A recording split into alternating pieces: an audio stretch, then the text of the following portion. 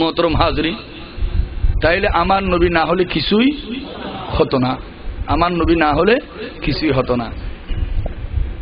Jalaluddin Suyuti রাহমাতুল্লাহ আলাইহি খাসায়েসে কুবরা শরীফের প্রথম খণ্ডের 71 পৃষ্ঠার মধ্যে এই হাদিসটা এনেছেন। মা আয়েশা সিদ্দিকা রাদিয়াল্লাহু তাআলা আনহা গেলেন, ইয়া রাসূলুল্লাহ, আপনি যে হাজত রওয়া করেছেন আমি একটু দেখতে চাই। বলে যাও। তিনি গেলেন, পায়খানা পেশাব মোবারক কিছুই দেখলেন না। আমার নবী জিজ্ঞেস করলেন, আরাইতে শাইয়ান কুছ দেখা? বলে যে আমি গিয়েছি, আপনি পায়খানা হাজত রওয়া করেছেন, কিন্তু পায়খানা পেশাব কিছুই তো দেখলাম না। আমার নবী বললেন, আমা আলিমতে ইয়া আয়েশাতু ইন্নাল্লাহ আমারাল আরদা আন তাবতালিআ মা খারাজা মিনাল আমবিয়া। আয়েশা সিদ্দিকা রাদিয়াল্লাহু তাআলা আনহা, আপনি কি জানেন না নবী রাসূলের পেশাব পায়খানা মুবারক হলো এই জমিনের রিজিক? বলেন না সুবহানাল্লাহ। আমাদের রিজিক কোথায়? জমিনে। আর জমিনের রিজিক নবী রাসূলের পায়খানা মুবারক। বলেন না সুবহানাল্লাহ।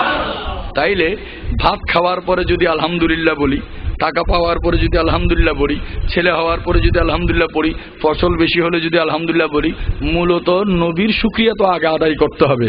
বলেন না সুবহানাল্লাহ। এই জন্য আল্লাহর নবী বলেন, মাল্লাম ইয়াশকুরিন নাস ফালাম ইয়াশকুরিল্লাহ, যে আল্লাহর শুকরিয়া আদায় করে না সে বান্দার শুকরিয়া আদায় করে না।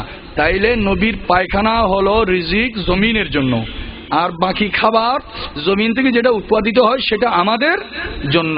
তো রিজিক পাওয়ার পরে কি বলতে হয়? আলহামদুলিল্লাহ। আলহামদুলিল্লাহর অর্থটা কি? আলহামদুলিল্লাহর অর্থ কি? সমস্ত তারিফ আল্লাহর জন্য। তো এটা কি এই আল্লাহর তারিফটা কি আলহামদুলিল্লাহ বলে আল্লাহর তারিফটা কি আল্লাহ করেছে না নবী করেছে? কারণ ফাকালা ফি সুজুদিহি আলহামদুলিল্লাহ, যখন নামাজ রোজা ছিল না আমার নবী সাজদায় গিয়ে আলহামদুলিল্লাহ বলেছেন। এই জন্য আল্লাহ পাক তার বান্দাদের মাধ্যমে কোরআনের প্রথম সূরাতে আলহামদুলিল্লাহ দিয়ে শুরু করেছে। কোরআনের প্রথম সূরা আলহামদুলিল্লাহ। আলহামদুলিল্লাহ আমার নবীর জবান থেকে বের হয়েছে, এই জন্য আমার নবীকে আউয়ালুল খালক মেনে নাও। বলেন না সুবহানাল্লাহ। বিসমিল্লাহির রহমানির রহিম। আল্লাহুম্মা রাব্বানা আনজিল আলাইনা মাইদাতাম মিনাস সামাই তাকুনু লানা ঈদান লিআউয়ালিনা ওয়া আখিরিনা। বলেন না সুবহানাল্লাহ। হযরত ঈসা আলাইহিস সালামের দরবারে গিয়ে আরজ করলেন, ইয়া নবী আল্লাহ, আপনি আমাদের জন্য আল্লাহর দরবারে দোয়া করুন যেন আমাদের রিজিককে আল্লাহ কোষাদিহি করে দেন। হযরত ঈসা আলাইহিস সালাম 2 রাকাত নামাজ পড়লেন। 2 রাকাত নামাজ পড়ার পরে আল্লাহর দরবারে ফরিয়াদ করলেন, আল্লাহুম্মা রাব্বানা, আল্লাহুম্মা হে আমাদের প্রতিপালক, রাব্বানা আমাদের প্রতিপালক, আল্লাহুম্মা রাব্বানা হে আমাদের প্রতিপালক, হে আমাদের পালন কর্তা, আনজিল আলাইনা আমাদের উপর আপনি নাজিল করুন মাইদাতাম দস্তরখানা। বলেন না সুবহানাল্লাহ। মিনাস সামায়ে আসমান থেকে, তাকুনু লানা যেই দস্তরখানা আমাদের জন্য হবে, ঈদান ঈদ। বলেন না সুবহানাল্লাহ। लिअव्वलिना व आखिरना, अव्वल के लिए और आखिर के लिए। আল্লাহ পাকের দরবারে ফরিয়াদ করার পরে আসমান থেকে খাবার আসলো। ওই দস্তরখানাটা লাল কাপড় দিয়ে পেঁচানো ছিল। বলেন না সুবহানাল্লাহ। 7টা রুটি 7টা মাছ। কয়টা রুটি? ওই দস্তরখানার মধ্যে 7টা রুটি 7টা মাছ। আর এক রাওয়ায়াতে বলে যে 5টা রুটি। এক রুটির মধ্যে হলো জৈতুন, আরেক রুটির মধ্যে হলো মধু, আরেক রুটির মধ্যে হলো মাখন, আরেক রুটির মধ্যে হলো ঘি, 5ম নম্বর রুটির মধ্যে হলো ভুনা গোশত। বলেন না সুবহানাল্লাহ। ভুনা গোশত। এটা আসার পরে 40 দিন পর্যন্ত প্রথম দিন খানা গেছে 7300 মানুষ। 7300 মানুষ। 40 দিন অতিবাহিত হওয়ার পরে হুকমে এলাহি হলো আজ থেকে ধনীরা খেতে পারবে না, এটা গরিবদের জন্য। বলেন না সুবহানাল্লাহ। এটা কার জন্য? আমাদের জন্য, বিত্তমানদের জন্য নয়। ওখানে 330 জন বিরোধিতা করলো। কতজন? 330 জন বিরোধিতা করলো যে আমাদেরকে কেন দেওয়া হবে না, আমরা প্রধানমন্ত্রী, মিনিস্টার, কোটি কোটি মিলিয়ন ডলারের মালিক, এই রহমতের খানা, আসমানি খানা, জান্নাতি খাবার আমাদেরকে কেন দেওয়া হবে না? আমরা বিদ্রোহ করলাম। কতজন? কতজন?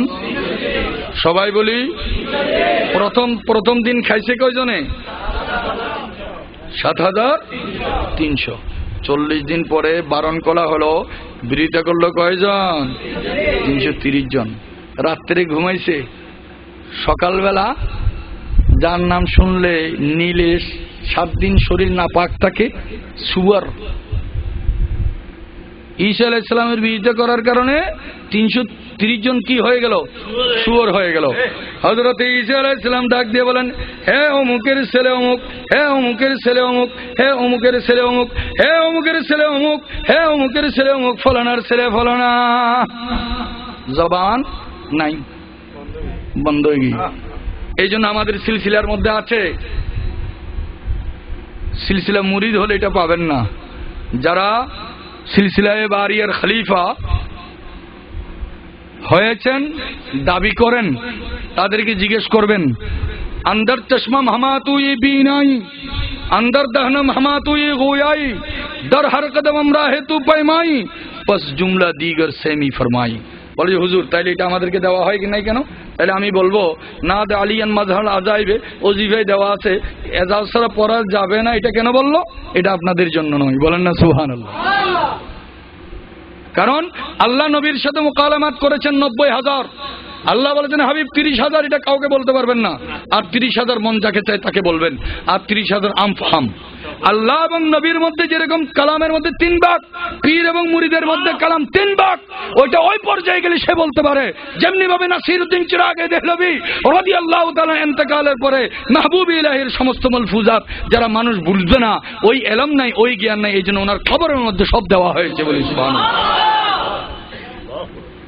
এই জন্য আমির হযরত নাসিরউদ্দিন চিরাগীর একটা কিতাব আছে খায়রুল মাজালিস, দেখবেন, বুঝবেন। কেবে ইলমে না তাওয়া খোদারা শানাস, সোজা ব্যাপার নয়। গঙ্গা হয়ে যাবে। अंदर चश्मम हमातुई बीनाई, अंदर दहनम हमातुई गोयाई, दर हर कदमम राहे तू पैमाई, पस जुमला दीगर सेमी फरमाई। বলেন না সুবহানাল্লাহ। এটা পড়লে কি ফায়দা, কখন পড়বে? আল্লাহ পাক বুঝার তৌফিক দান করুক, আমিন। এটা পৈতৃক সম্পদ নয়, যে গোলামি করবে তার নসিব হবে। যেসে দিলে অযত্নে হারিয়ে ফেলায়, এটা বস্তু এমন নয় যে দেওয়ার। আল্লাহ বুঝার তৌফিক দান করুক, আমিন। তাইলে হযরতে ঈসা আলাইহিস সালাম আসমান থেকে খাবার পেলেন, খাবার পেয়ে যদি এটাকে যদি ঈদ বলে, তাহলে আমরা জমিন থেকে যে ফসল হয় আমরা খুশি না? খুশি না? তাহলে আল্লাহর এই নিয়ামতকে নিয়ামত মনে না করিয়া যদি নিজেকে ধনাঢ্য ব্যক্তি মনে না করিয়ে নিজেকে ফকির বানাই দিত, বাদশাহ আকবরের ন্যায় যদি খাজা গরিবের দরবারে যে যদি মাটির পেয়ালা নিয়ে মাই ফকির হুঁ বাদশাহ নেহি হুঁ তেরে দর কা ফকির হুঁ, তখনই কি লঙ্গর মিলবে? বলেন না সুবহানাল্লাহ। তাইলে এই আয়াত দ্বারা প্রমাণ হচ্ছে আমার নবীর মূল আগমনটাই ঈদ মিলাদুন নবী। বলেন না সুবহানাল্লাহ। উচ্চ আওয়াজে বলি সুবহানাল্লাহ।